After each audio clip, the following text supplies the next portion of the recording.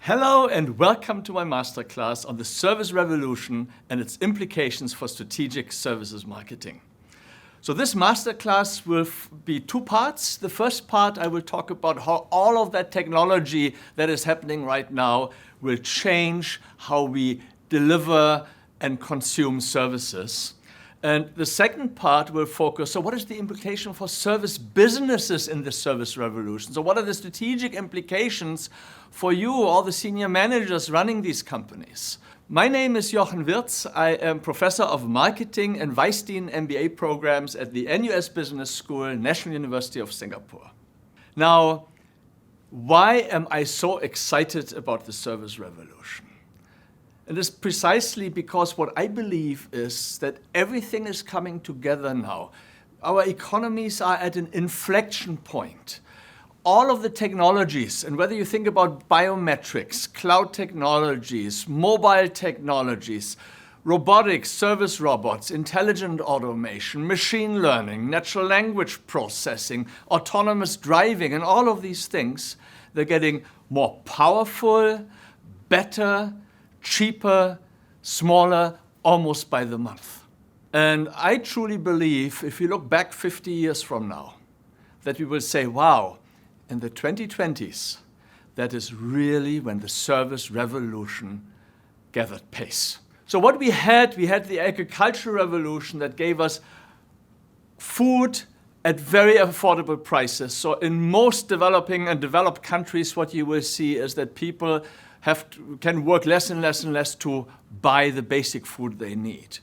The Industrial Revolution brought us mass manufactured goods to the masses.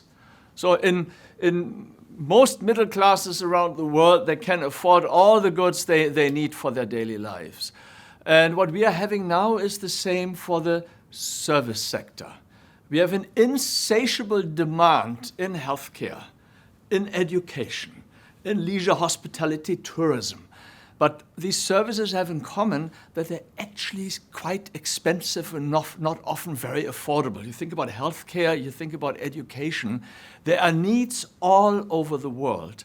And I believe that the next 50 years will make these services very affordable for most people on this planet. And I will share with you in the first part of the section why I believe this to be the case. Now, of course, such dramatic changes in the service sector will have equally dramatic implications for service strategy. Before the Industrial Revolution, we didn't have modern marketing. So all of the stuff we are doing today in our economies, that is, for example, branding, advertising, packaging, distribution, pricing strategies that didn't exist before the Industrial Revolution. So what will the service revolution bring? And this is what I will share with you here today. So let me go to the first part, which is really about the technology and how that affects the service sector, service delivery, service products. So let me look at the first thing is the overarching term to call all of this technology is really intelligent automation. That includes all of the technology I just mentioned, RPA, IPAs, ChatGPT, all of these things are intelligent automation. And there are really four capabilities that this automation will bring us. And it's a bit like the senses of humans. So we have vision. So somehow you have to get the environment and things into digital format, into our computers and systems. So that is character recognition, it is biometrics, it is facial recognition. So anything you see where a camera picks up things and then the system translates that into bits and bytes. So it's the vision capability. The next is execution. So we have to execute and do stuff. So for example, if I'm a fintech and I want to issue a digital credit card to one of my customers, I have to do the creditworthiness assessment and all of those things. And at the end, I have to issue a legally binding contract and a credit card you can put onto your smartphone and then pay. Yeah? So this has to be executed. This is robotic process automation. It is workflow automation. So that's the execution, the doing bit. Then the next capability is language, right? The system has to understand the spoken word, the written word. You as a customer, you don't want to necessarily type in, you want to talk to an AI. Please, I would like to have a credit card with an $8,000 limit on it. And so the natural language processing, ChatGPT, that's all under the language bit here. And the last capability is thinking and learning. Yeah, this is analytics, machine learning. So how do I improve algorithms on, let's say, creditworthiness assessment? I can automate this. So the AI can teach the AI. So it's autonomous machine learning. So I hope you see where we are getting here. We are not talking about a single technology here, but we are talking about integrating all of these capabilities at the customer interface to deliver fully automated processes and services to our customer base. Now, let me sort of paint a bit of a picture where this automation will lead to, where we can use this automation. And there are really three dimensions here. The first one, is that service tangible, physical? Do I have to move or touch things or people? Or is it intangible? Is it information processing type services? That's the first one. The second one, what is the core value proposition of that? Is it emotional and social? Is that what you're really looking for from that service? Or is it more cognitive and analytical?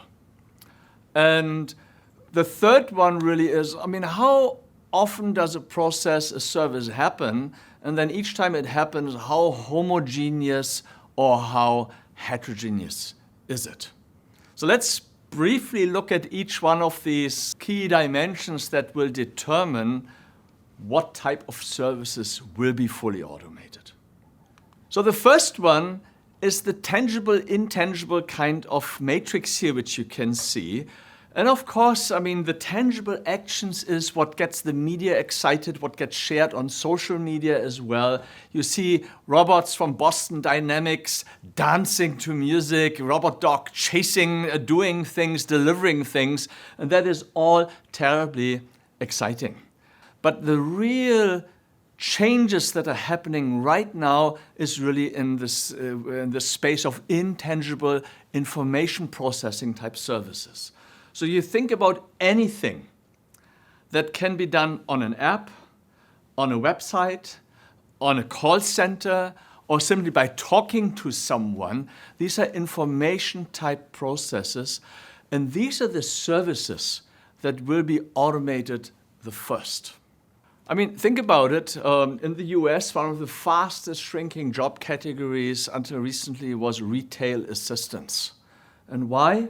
E-commerce, Amazon, right? So a lot of people, they order online, it gets delivered, they don't go to the shop anymore. And that, of course, then means the shop assistants don't have work anymore. But there's more to this too. But if I go to a shop and I have to decide between two computer screens for my home office, which one do I buy? I actually don't even ask the retail assistant. What I do is I ask Mr. Google. So I Google, what are the reviews for that screen? What are the reviews for the other screen? For what type of purpose is this screen good versus the other screen?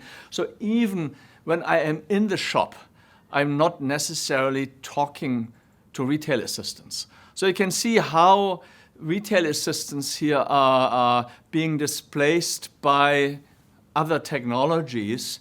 And we haven't even seen the end of it. I predict that in a few years we will have what we call virtual retail assistants beamed from the ceiling.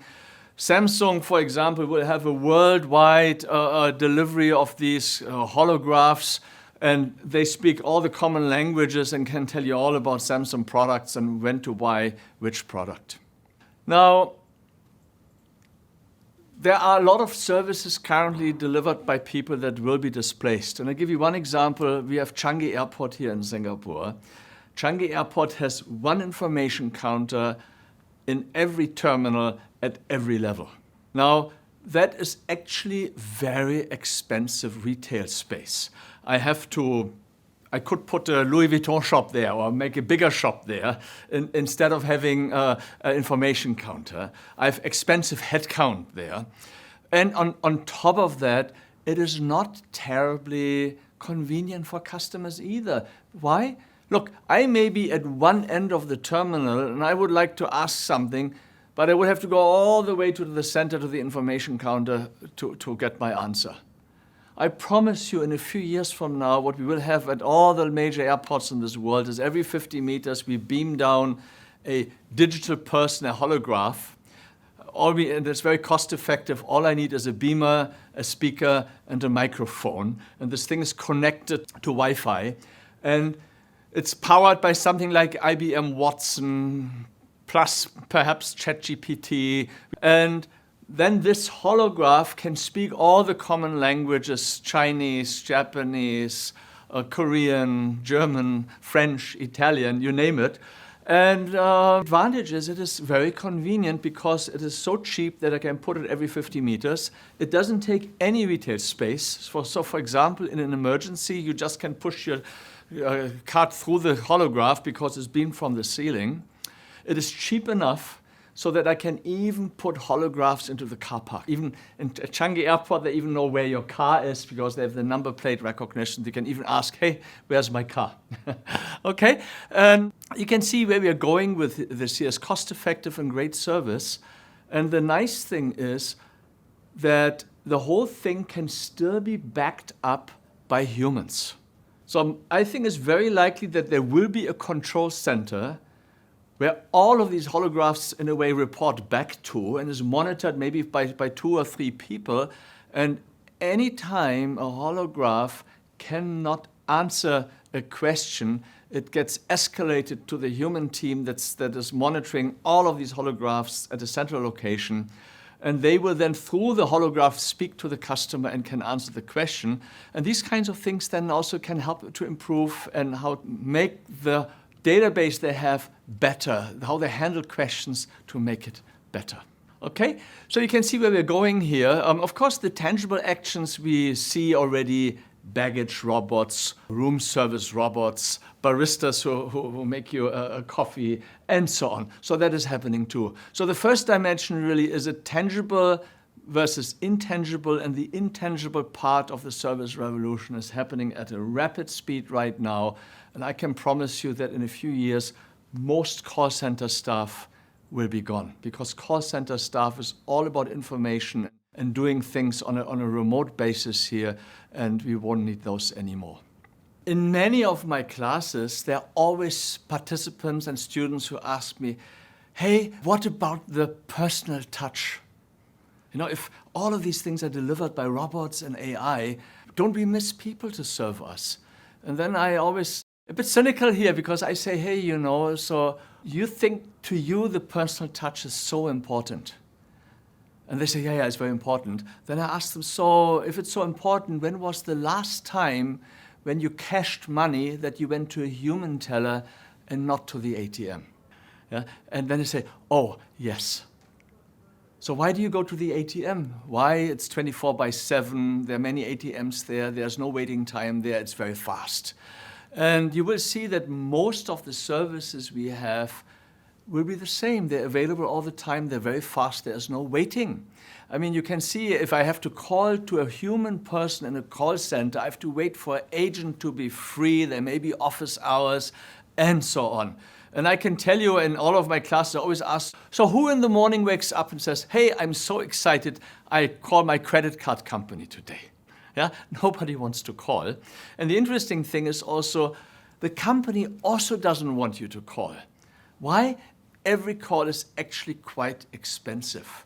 So what I've seen, what good companies are doing, they really analyze, why are my customers calling me? And then they work on, how do I design these calls out from my service system?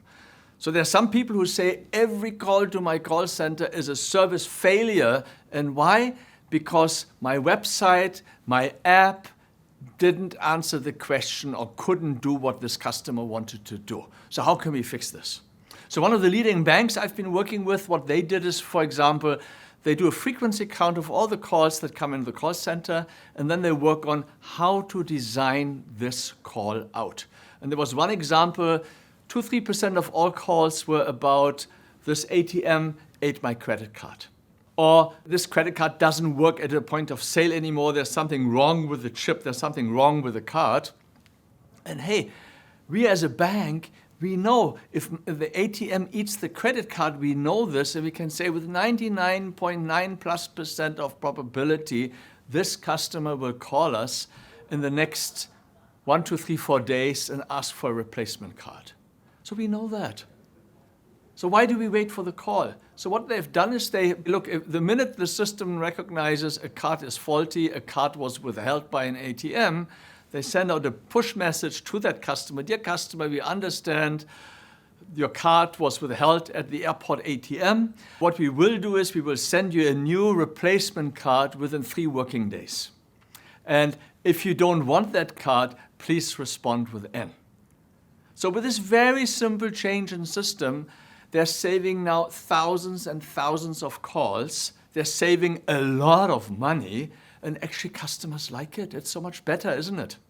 Okay, so then you can see here, it's a mix of very high-end technology, but also smart thinking on how do you design customer contact and fail points out of our service processes and service products. So this was the first dimension, the tangible versus intangible. The next dimension is sort of, what is the core value of the service? Is it really emotional and social, or is it more cognitive and analytical? So what you can see on this chart here is that service processes that are cognitive and analytical of any degree of complexity will be delivered by robots and AI. That's what they do, what they're best at, and they can smile the whole day without getting tired. Yeah? Now, for emotional and social value propositions, this is really where people are important. Some people even talk about what we call the feelings economy. So future jobs in the service sector will be a lot more about feelings and emotional intelligence and connecting with customers here. Because, hey, I don't want to scream and excited with a robot. I need another person to do this with me. Okay? So this is really the forte of the future of the workforce is emotions and feelings and personal connection. Now you can see when it becomes cognitively very complex and emotionally very complex. This is really the space where we will see more and more people-robot teams delivering service. I can give you one example. I believe healthcare of the future will be a mix of people, professional healthcare employees and doctors, and a lot of AI and technology in the background here. And I'll give you one example. My daughter was visiting us here in Singapore, and she lives in Munich. And when she came back to Munich, she got fever, very high fever, and she went to her doctor, and the doctor actually had no idea what this fever could be. But my daughter says, look, listen, I just came from Singapore. My parents had dengue fever, and I think it is dengue. Can we do a blood test for dengue? And then the doctor said, sure. But for that doctor, and it was dengue, by the way, but for that doctor, she had never seen a dengue case before because there is no dengue in Munich. It was very interesting. She was transferred to the tropical diseases unit of University Hospital in the end because nobody else could treat dengue in Germany. But I just want to show you here, in the future, let's say 10 years from now in America, if you are a general practitioner and you misdiagnosed something important which an AI could have picked up but you didn't pick up because it's a rare disease, for example, I'm sure they can sue you for malpractice. So in future, you will have the doctor at the interface with the patient, but then an AI running in the background that will look at all the patient data and listen and observe even the conversation you have with the patient and pick up the key things there, and then will develop a hit list of potential diseases for the doctor to check. So if that AI comes back and then says, look, I really think this is probably dengue fever. There's a 99.9% probability or match with dengue, and then there's a 97.8% of something else, then the doctor can talk to the patient and say, look, all the symptoms you have, they're highly congruent with dengue. Have you been to the tropics recently? And if the patient says yes, okay, let's do a dengue test. Okay, so you can see where we're going here with this. So most of the standard stuff will be delivered by robots, issuing tickets, issuing credit cards, making reservations. I mean, all of that, you don't need people, and customers will prefer, just like they prefer the ATM today. Really, emotions and social type of services, they still will be people. And then, of course, robot teams for all the really, truly complex stuff. And that probably includes education. We have many things students will learn alone with a holograph, with an online system, but still it's nice to then have a human who accompanies you on your learning journey. Now, that's what's the second dimension. The third dimension is really how often does it happen? And each time, how similar or different is that process? And you can see here on this chart, if something happens a lot and each time is the same, this will be robot-delivered services, like room service, like a barista in a coffee, like carrying your baggage at the airport and so on. This will all be robots.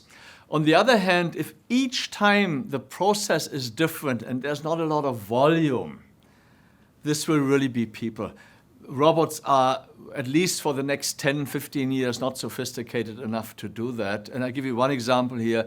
If you're the handyman in a hotel, you have to be able to unlock closed doors, unlock safes, fix a carpet, fix a drawer, do something on the faucet, change a light bulb. So it's so varied that for the foreseeable future, we will need people to do that. But then you see in between again, it happens regularly, but not that often. For this, we again will have service robot teams. And this will be a little bit in the Industrial Revolution, which first started. These are the very difficult, dangerous jobs people don't like to do. So you're motivated to actually use automation to help improve life for your people. And here, I mean, Japan is actually most advanced in their healthcare system. Japan is rapidly aging as a society. Nurses and doctors also are getting older, yes. And I mean, it is very heavy lifting, literally heavy lifting, to move patients from beds into wheelchairs. And in Japan, more and more and more hospitals, they have the nurse working with the robot. The robot does the heavy lifting and lifts the patient out from the bed into the wheelchair, from the wheelchair into the bathtub. You can see how this will come together. And what we discussed here are sort of physical processes, like working with a patient or fixing a light bulb. But we also have information type processes. And this whole line, at what time robot AI will be more effective, actually comes down for intangible processes. And why? Because, let's say, if I need a reservation system for a spa in a hotel chain, there are many other spas that have the same problem. The hotel has many, many hotels across the world and many, many spas. There's so much volume that I actually can design a solution that can be then modularized and adapted for a particular hotel, but the technology is developed for the whole chain. Then only the individual hotel specifies how many spa rooms, how many therapists do I have, what are my opening hours, and connected to pricing and reservation system. And so then it works. So even though every hotel may only have 30, 40 bookings a day, I still can fully automate it, because across my whole hotel chain, I have tens of thousands of bookings a day. So we discussed the 3 dimensions that determine whether or not you should automate a process. Let me also say what we're most excited about is really what we call end-to-end automation of customer service processes. The technology to deliver this, interestingly, is becoming more and more flexible. And since ChatGPT was launched, you can see now people actually getting very excited what technology can do. ChatGPT is very new, and already people are so impressed. You wait a little bit longer, I mean, in a year, in 2 years, in 3 years, you can see where we are going with this technology, how flexible customer service interfaces can be. Let me share with you what we call digital person. This is done by a company called Soul Machines. And Soul Machines, they say they're in the business of developing digital people. That means you as a bank, as an insurance company, as a telco, as a university, you can design your own people. You can take the ethnic group you like, you can take the gender you like, you can take the hair color you like, right? So you can put them into your uniforms. You can have a whole team of customer service agents here, so customers can pick who they would like to be serviced. So you can see this is becoming very, very exciting. So I'm sharing with you Jamie. Jamie is a digital agent serving ANZ's customers in New Zealand, and she was launched 3 years ago. And already 3 years ago, I will show you a short video, you can see how Jamie serviced customers. So let's have a quick look at Jamie. I'm really pleased to have helped so many people, but I've only just started my banking journey. I still have so much to learn. We can't believe that it's been 3 months since we launched Jamie, and we're really pleased with how she's going. I think customers generally are loving her. She's had well over 12,000 customer conversations. Lots of people ask me how to open an account. She's an evolving piece of work, and so by putting her out into the world, we're able to find out how people are responding to her and what they think and what they want from her. Hi Jamie, how can I get a new credit card? I can help you order a new credit card. As soon as the Jamie technology was available, there was an expectation that she would be able to answer real-time questions about most topics, and so we're actually doing a lot of work to build in the ability for her to answer real-time things, such as what the FX rates are or interest rates. Yeah. This would work a lot more closely to the way people are actually asking us questions. I think what we're hearing from the public is we want her to be able to do our banking for us. We want her to be able to give us much more comprehensive answers. Thanks for asking. And for us, that's the exciting next step. I need to open a new savings account. Would you be able to help me with that? To make her much more helpful and much more knowledgeable about current banking information. Since launch, you've been available to customers 24 hours a day, 7 days a week. How are you coping with the workload? It's nice of you to ask, but I'm a digital entity and I don't need to sleep. But sometimes, when no one is talking to me, I watch cat videos on YouTube. Don't tell ANZ I said that. So now you met Jamie, and I promise you, Jamie already is on your phone, on your tablet, on your computer. Jamie will be on all types of self-service technology machines and bank branches. Jamie will at some point, I promise you, also be beamed from the ceilings in a bank branch as a holograph, welcoming you to the branch, chatting with you what you want to do and guide you to what is the right counter and how to do that service. So this will be Jamie in the future. And at the same time, as the metaverse becomes more and more popular, I promise you, banks, financial institutions, insurance companies, universities, they will deliver service through the metaverse. So you put on your metaverse goggles and you go in and you have a meeting, you and your husband or your wife, and talk to your financial consultant in the metaverse, in a real meeting room, and they can even show you why they talk to you in the metaverse. Look, these are the statistics, and this is the product, and these are the features, and this is how it works.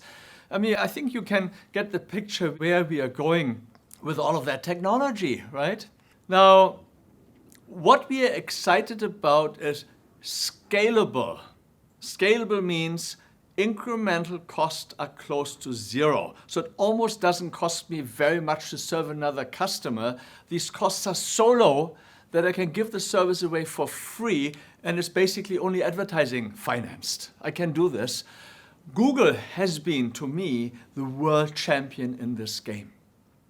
Google has a lot of products, and you look at Google Search as one, of course, their most important products because it generates the most advertising revenue. And billions of customers use Google every day. Many, many advertisers and also publishers and content creators interact with Google every day. And Google makes tens of billions of dollars of revenue every year. And then you ask, so they probably need an army of service employees to service customers. And no, actually it is very few operational headcount. Google has an allergy against operational headcount.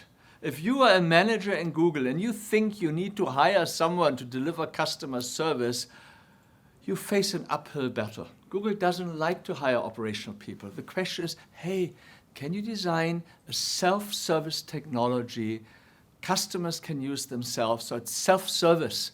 It is scalable. It doesn't cost anything. You need a few $1 million to do that. It's fine. Yeah.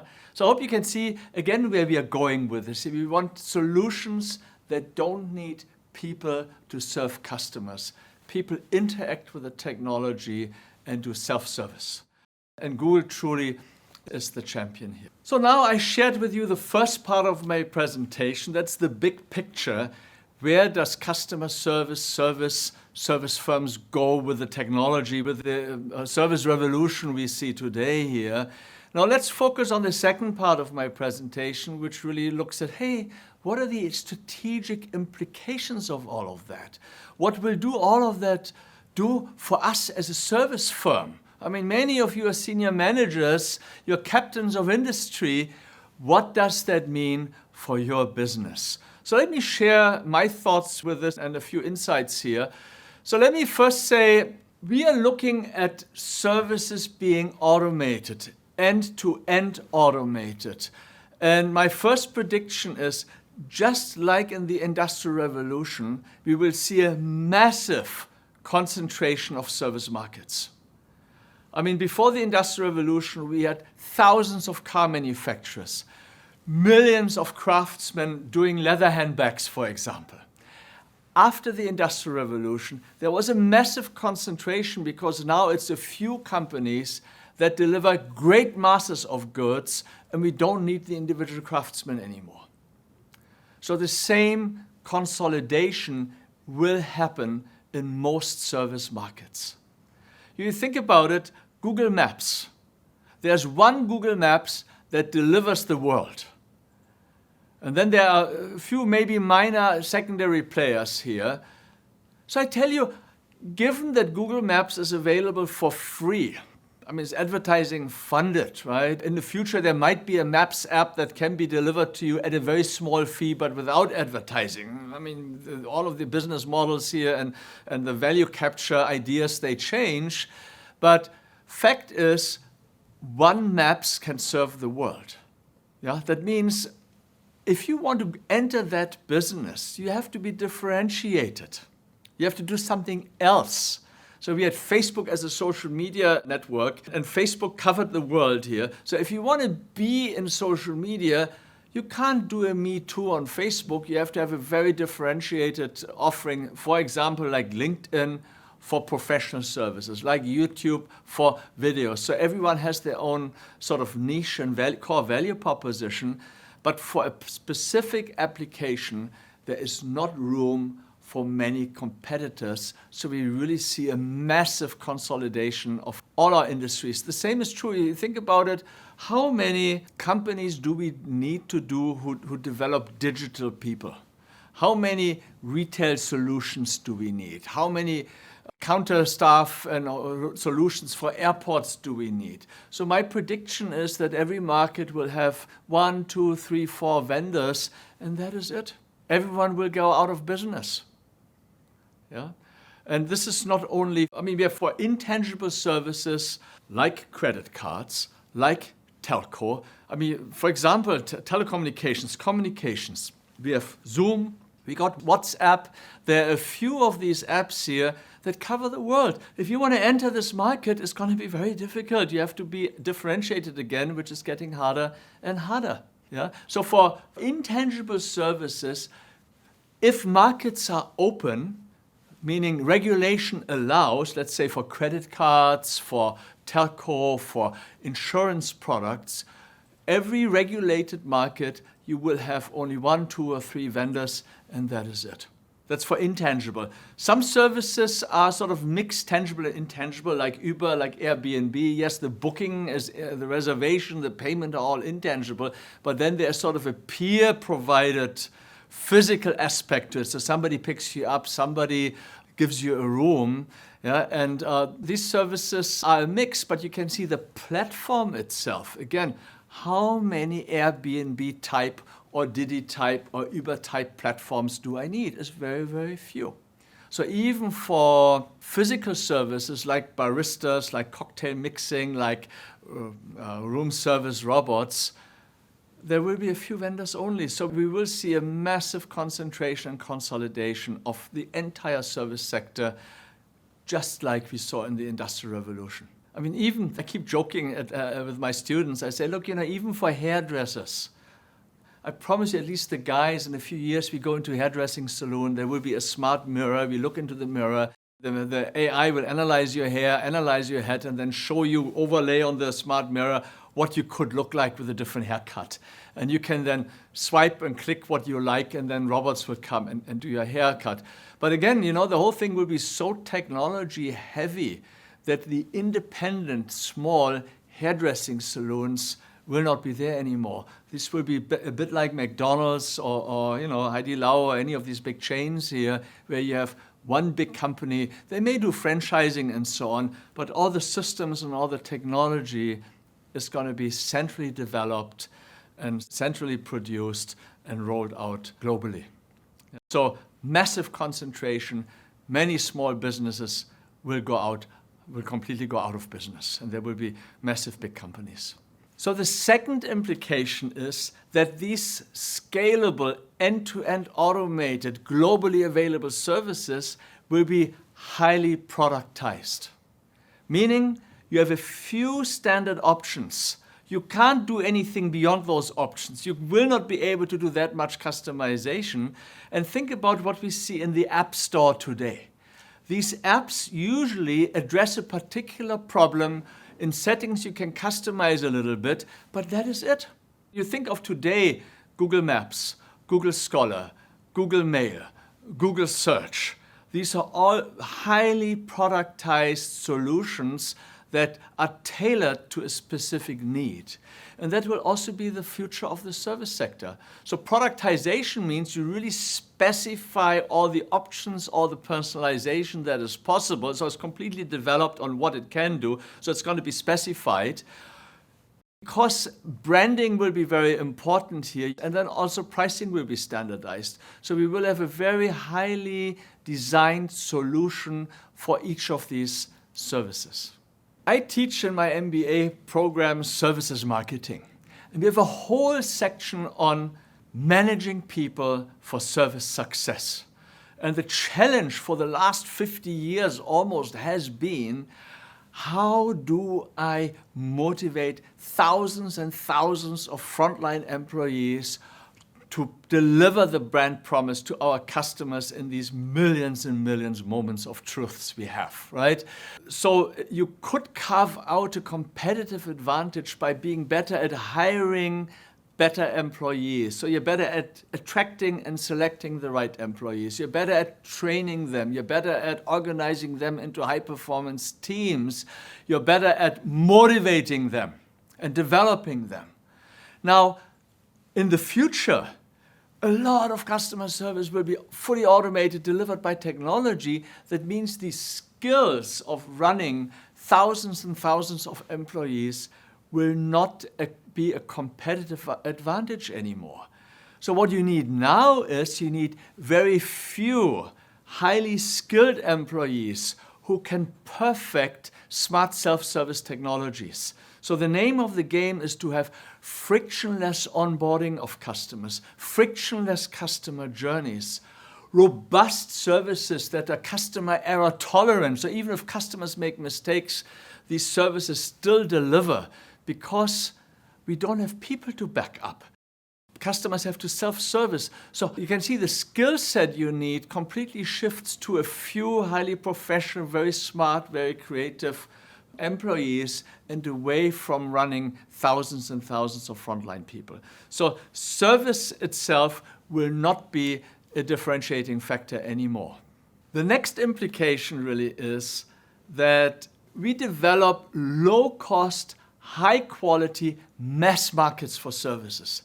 Today, you look at Google Maps as an excellent service. It does exactly what I need when I drive and where I find and what I do, right? So it's really top-notch quality. You look at Coursera, you look at YouTube. I mean, my kids, they're young adults now, they use YouTube for everything. When they moved out from the home, they didn't know how to run a washing machine. Yes, so you go to YouTube, you watch a 3-minute video exactly on the washing machine you have, and it teaches you what to do. So there is a mass market that is very cheap, free in many cases. And so the people-delivered service, in a way, will become a handcrafted luxury segment of the market. And this is the same that happened in the goods industry, what the Industrial Revolution did. You think about it, before the Industrial Revolution, if a lady wanted to buy a handbag, a leather handbag, she had to save for months, if not years, to buy that handbag. And then this one handbag was used for a lifetime. After the Industrial Revolution, today middle class all over the world can buy every month a new handbag. That is fine, whatever the heart desires here. Why? Because the real price of a handbag has completely collapsed. With real price, I mean how many minutes or hours someone has to work to pay for that handbag. And that has happened for almost all physical goods. Prices collapsed for the mass manufactured segment. But of course, we still have handcrafted handbags, right? We still have Hermes and Louis Vuitton. And you still have to work many, many hours or months to pay for handbags like these. So what happened is, it's not that the Louis Vuitton has become so much more expensive in real time. Actually, in real dollars, it probably hasn't become more expensive. Today, you have to work as many hours to buy a Louis Vuitton handbag as you had to work before the Industrial Revolution for a normal handbag. So that means the mass manufactured goods, real prices collapsed, whereas the handcrafted, the price moved up with labor costs together. So I think for services, we will see the same thing. The cost differential between mass manufactured and handcrafted will just explode, simply because the mass manufactured will come down. I mean, I am in a university. We deliver very personalized, high-cost MBA transformational experiences. But I promise you, in 5 years and 10 years, you will have top-notch quality MBA programs that are probably completely delivered online, in the metaverse, maybe partially online with local discussion groups where you meet face-to-face, and they can be a fraction of the cost of our MBA program. Yeah? So as a business, you really have to say, where is my positioning? Do I go into the online, automated, scalable part of the business, which, as we said before, is likely to concentrate? Yeah, we have so many universities now that deliver MBA programs. My prediction is most of them will go out of business. We don't need so many anymore. And so this is for the mass market. The automated market will have a few top-notch quality vendors. And why? The economies of scale are just fantastic. I mean, the cost of developing a high-quality module can run into $1 million plus. So that means automatically the more students I have to use that, the lower the unit cost. And that means there will be some big players that own that market. We don't know yet who that will be. We have the publishers like Pearson Education pushing in, Harvard Business School Publishing pushing in. We have some universities that push in, like Harvard, for example, like Arizona State University. But we also have new entrants in the education tech business here, like Coursera, Khan Academy, edX. So these are some of the vendors. We don't know yet who will win that market. It's a bit like at the Industrial Revolution. We did not know there were thousands and thousands of car companies. We didn't know who would survive and who in the end would be big. So same here. But on the other hand, we still have the handcrafted luxury segment. So here the question as a university you can ask yourself, or any service business you can ask yourself, is there value still in personal face-to-face delivery of that service, even if that costs many times the mass manufactured service? So if yes, you can position on that too, but there will be, again, the market will be small, the luxury end will be small compared to the mass market. So the markets will develop very much like the goods industry, few mass manufacturers, and then also a few bespoke small luxury manufacturers. Everyone in the middle, I think, will have a very hard time. So we discussed that people and service delivery is not going to be a competitive advantage anymore because it will all be delivered by technology. And then the bad news is that even technology is not going to be a differentiating factor anymore. So you can't position on technology. And why? Because technology will just be like today's ATMs for banks. No bank produces its own ATM, or no retailer produces their own point of sale systems. They buy from the same companies, from NEC and other technology providers. And that means automatically, as a bank, you can't say I have better ATM. It doesn't work. Yeah? We all have the same ATMs, so we can't differentiate on it. And the same will happen to all of the customer service technology we're developing here now. I mentioned one company called Soul Machines, and they're what they call in the business of digital people. So you design your digital frontline stuff, and you buy it, and your competitors buy it, so you can't really differentiate on it. And you can see, for you as a service business, what then will be the core of your own strategy? And that's really going to be on your value proposition, frictionless customer service, your brand. You know, these are the things you focus on, but not people anymore and not technology anymore. That will be fully commoditized. In a sense, if you have it, you're in the game. You don't have it, you're out anyway. You have it, you're in the game, but you're not yet differentiated. So you have to hunt for other things to really capture the market. And my prediction is that branding will be very important. First mover advantage will be very important, because once you have an app or you have a service, why do you switch? I mean, for example, I use a fintech called Wise out of the UK, is a unicorn, so they have a market cap of a few $1 billion here. And I mean, if a second or third fintech comes out, unless they have a differentiated value proposition, why do I switch? Yeah, and interestingly, Wise is an interesting company. Wise cut my finance cost by over 98% compared to my online bank. I use it for international payments, for receiving money internationally, and my old bank also online, but they charge me money for every non-euro that comes into my account. They have bad exchange rates. They charge commission on top of these exchange rates. Now Wise and Revolut, they're the two main players in this market here. They give you fair exchange rates, and there's almost no fee attached to it. So the cost is a fraction.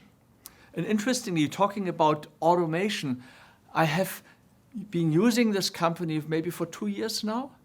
I get money out of Hong Kong. I pay my developer in India. I get some payments out of the US. So I've been using it for not so simple stuff. It's for all my financial needs here. And guess what?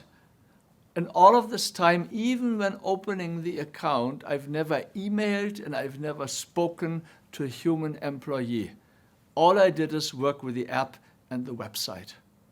This is when we talk about end-to-end automated services. But the thing is, you can see that all of the technology used by this service company here is available to every single competitor. So to differentiate, you have to think of something else. And here I think customer centricity, frictionless journeys, customer error tolerant apps, and so on become critical. Another and extremely good implication of this whole service revolution is that our standards of living will increase. Currently, services like healthcare and education are scarce and expensive, and they will be widely available almost to zero incremental cost globally. And let me give you one example. The way out of poverty in most countries is through education. So we really need education to give skills to the world, to help people learn, to help people make a living. And currently this is unaffordable. But you think about technology like Khan Academy, Coursera, edX, YouTube. These are all already available. All you need is have internet and some terminal or access a phone or a tablet or something to connect. And you can already today learn almost anything without spending money. So it's quite amazing what you can do. And this at the moment is still very, what I would call primitive technology we have. This technology, I promise you, for example, language education. So if you want to learn English, or you want to learn Mandarin, or you want to learn French, currently if you go to a tutor, these courses cost you thousands and thousands of dollars. I promise you, give us 3 years, and you will have a completely immersive language training on the metaverse. You put on your goggles, you have your virtual language trainer educator who can really personalize and customize, can listen to your pronunciation, practice with you to improve your pronunciation, listen to how you use the language and help you to improve the use of the language. And the exciting thing is, look, if you learn French, you can, with your French instructor, travel to the Champs-Élysées, to a bistro, to a cafe, have a cafe and a croissant, order in French, speak to the waiter in French. So you're immersive in that situation, in that context, and you learn French at the same time. The next thing, you go into a business meeting or you go at the airport. I think you see where we are going here with this. You can really have a very experiential, immersive education experience, and that will be true for virtually everything. And the nice thing about this is, it is digital instructors who deliver these classes to you in this environment. That means the incremental costs are going to be very, very minor. So that you can again see here, to develop that language school will cost you millions and millions. But like Google, hundreds of millions and millions can then use it and learn, improve. And I mean, I'm confident that this will again completely revolutionize education in almost anything. And again, as we said before, how much space for how many language schools do you have here? How many French, Mandarin, English language schools do you think will exist with this type of investment, that type of scalability? You will see that currently we have thousands of Mandarin, thousands of French language schools. They will not survive. There will be the mass manufactured end on the metaverse or over an app or on a website that will be top-notch quality and that will have economies of scale and will be unbeatable in terms of price and quality. And then, of course, there are still people who prefer, let me learn from a human tutor, but in relative terms that may be 100, 1,000 times more expensive than the AI-delivered language class. But hey, that's the luxury segment, as we discussed before.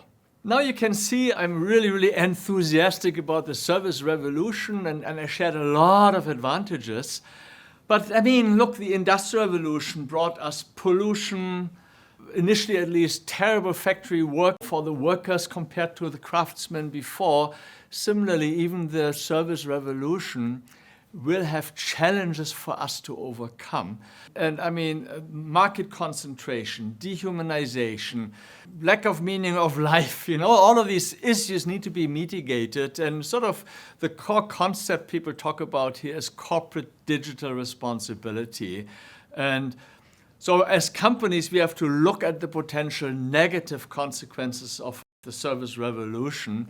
And corporate digital responsibility, or CDR, really looks at the ethics and fairness and privacy related to all of those technologies.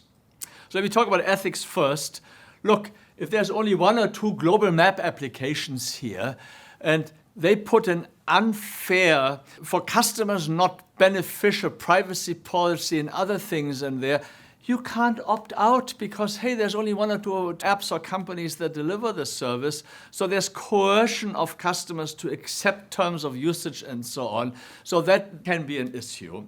The next is the big societal implications. So what if you really don't talk to people anymore?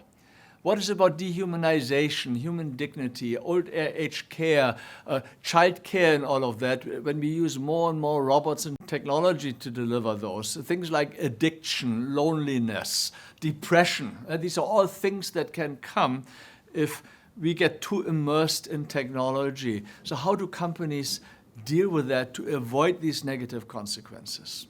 The other is we are being nudged, pushed, manipulated. I mean, you don't even know the psychological tricks, apps and online users to make you do, accept, buy, top up, and so on certain things. So this happens without us being aware of it as consumers and without regulation. So companies do that, and they do that to profit maximize. So these are potential issues here. And the other is a lot of this machine learning is malleable. For example, algorithms on social media were not designed to spread fake news, but they were designed to create engagement. And guess what? If news and things are very sensational, they're very good or very bad, or they're even false and fake news, but this is the stuff that gets shared on social media. So the algorithm pick up what gets shared, what gets traction, what gets engagement, and they push that. So then you get the negative part of having fake news all over the place. So that is the ethics dimension. Fairness dimension really focuses, look, if services are automated end to end, the firms basically delegate a lot of decisions now to technology and algorithms. So for example, if I have an end-to-end automated credit card issuing process here, that means decisions like whether I give you a credit card, yes or no, or a car loan or housing loan. So number one, do I give you that loan? Number two, if I give it to you, up to what maximum level? And number three, at what interest rate? And so that means very important decisions are not made by people anymore, but by algorithms. And there were very few very high-profile issues like a bank giving a higher credit line to a customer who is male versus a customer who is female, although all the other data are the same. Just male versus female was a difference in approved loan and risk assessment and interest rate. And we know there are about 8 different types of biases algorithms can have. And what we know is that no algorithm is completely bias-free. So how do we make sure these algorithms are fair and help customers and don't penalize certain customers who fall between the crack and so on? Yeah? So that's the fairness issue. And the last one is the privacy issue. I mean, look, we are interacting with technology. Unlike a human frontline staff, this technology can capture everything. It can read your emotions. It can assess, are you happy or are you unhappy? It can even try to assess, are you cheating or lying? I mean, let's say insurance fraud, credit card fraud, and so on. So this technology keeps track of everything, connects everything, builds variables about you. And I mean, are you treating the customer data, your information you have fairly here? And I mean, one of my friends and co-authors did a research project on fairness, and they looked at eBay. And we were shocked when we analyzed the privacy policy of eBay. Do you know if you post something on eBay to sell it, you approve to your data to be shared with over 900 business partners of eBay? The privacy policy to understand this is over 2 million words. It takes, even if you were a lawyer, it would take you over a week to just read the privacy policy. So is that fair? So, I mean, so corporate digital responsibility really is a big issue we don't quite understand yet. And the issues are getting bigger and bigger as the technology is getting smarter and smarter. So let me sort of wrap up my second part of this presentation. So what are the implications of the service revolution for service strategy? So we talked about scalability, which will lead to concentration of markets. Most players will get out of business. Most service offerings will be highly productized, so we don't have this handcrafted, personalized anymore. It's like an app. There are certain basic functions, that's what you can use. Everything else you want to do won't work. Service itself, having thousands and thousands of staff going forward will not be a differentiator anymore. Service as delivered by people, by masses of frontline people at least, is not being important anymore. There will be a two-sided market, two extremes. Low cost and often free, like WhatsApp, Zoom, Google Search, Google Maps. So it will be a mass market, highly industrialized, and the other extreme will be the luxury, handcrafted, high-end, but the price differential will be massive. So the bulk of the market is in the mass, and some small is in the luxury bit of the segment. The next thing is the technology, like people, will also not be a differentiator anymore because you buy the technology from technology vendors and so do your competitors. So it's the same for everyone. So you have to look for other things to differentiate yourself. The good news is standards of living will increase. So currently we see already you don't have money, but you still can do video conferencing with your loved ones all over the world. Yeah? That's free. 20 years ago, it was very expensive. Today, Zoom, WhatsApp is free. You can learn anything, almost anything on YouTube, on Coursera. So a lot of these things are free. And so a lot of services, especially healthcare and education, which are, to me, probably the most important services, will become much more widely available. And you may think healthcare, how? I mean, there are apps already today on your smartphone, and they use the camera and the microphone to help you diagnose illnesses. So there's one company out of Australia that connects all of this, and you can cough into the microphone, and the app can tell you whether you have COVID or whether it's tuberculosis or whether it is just a cough. You can put it on your pulse. It can look at the oxygen level. You can put the camera at your skin. It can diagnose you. So a lot of basic stuff will be available for almost for free. And you can actually connect those apps to clinics and so on. So here in Singapore, since COVID, we have a lot of telemedicine. So you do a bit of self-diagnosis on your phone on a healthcare app. If you have questions, you connect to a doctor on Zoom or something, so it's via video. And the doctor does a diagnosis, and online can give you your medical certificate, online can issue you medicine, which then gets delivered to your home from a pharmacy. So you can see you can combine also physical and app. So the standards of living will increase. A lot of services that currently are expensive will become a lot cheaper, and that is the same as for the Industrial Revolution with goods. And the last point we discussed was, so what are the downsides of the service revolution? And we discussed about ethics and fairness and privacy and corporate digital responsibility. I mean, these are real threats to us as humans, and we will have to work on them. I also believe there will be a massive job of regulators to come in and prevent companies from exploiting humanity too much for profit motives. So, I hope you enjoyed this masterclass on the service revolution and implications for service strategy here. Let me also say these are precisely the topics we teach in our executive MBA and MBA courses. And the nice thing you will see about a business school is that we don't just do rah-rah.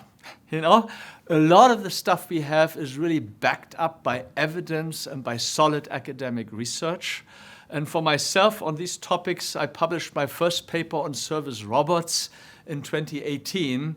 And that has been my fastest cited and most successful paper I've ever published because we were the first to talk about service robots really in the service literature here. And you can see, if you go to my ResearchGate account, you can download also the book we wrote on intelligent automation. So you can see we have a lot of research. The book, by the way, you can download for free from my ResearchGate. If you like, you just look at the QR code here. But also there is a lot of other academic research we published on this topic.